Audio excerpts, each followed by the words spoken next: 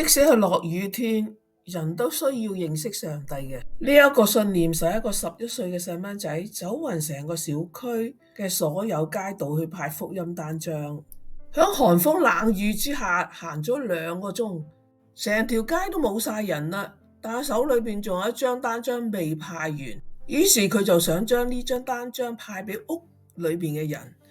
佢轉向佢睇到嘅第一間屋，走到個門口就撳鐘啦，但係冇人出嚟。最後個男仔轉身就想走啦，但係感覺上好似有啲嘢阻住佢走。於是佢就轉身，又是開始撳鐘，仲大力咁拍門。佢一直拍門，拍到終於有人開門。小朋友，我有咩可以幫到你啊？我只係想話俾你聽，上帝真係好愛你嘅。呢一張單張咧，裏面係講到上帝同埋佢偉大嘅愛嘅。多謝你啊，願上帝祝福你。星期日佢想親自去教會，同嗰個及時出現嘅小天使講一聲多謝。究竟神使用呢個細蚊仔做咗啲咩呢？牧師講完道就問下有冇人想分享見證。我想講見證，我從來都冇嚟過呢度，所以呢個教堂係冇人會識我嘅。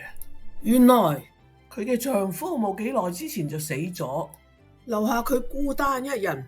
上個星期嘅天氣都係寒風冷雨，使佢覺得特別孤獨，佢都唔想再生存落去啦。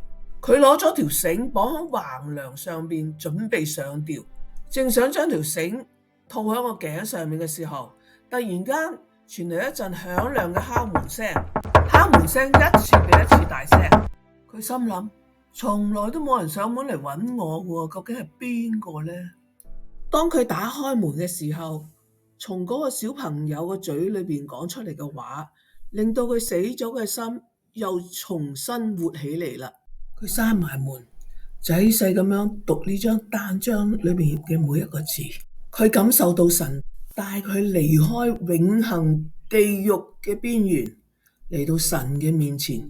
佢感謝神，神真係好愛你，多謝你嘅分享。所以我哋唔好睇小自己，無論我哋係幾渺小，神要用邊個就用邊個。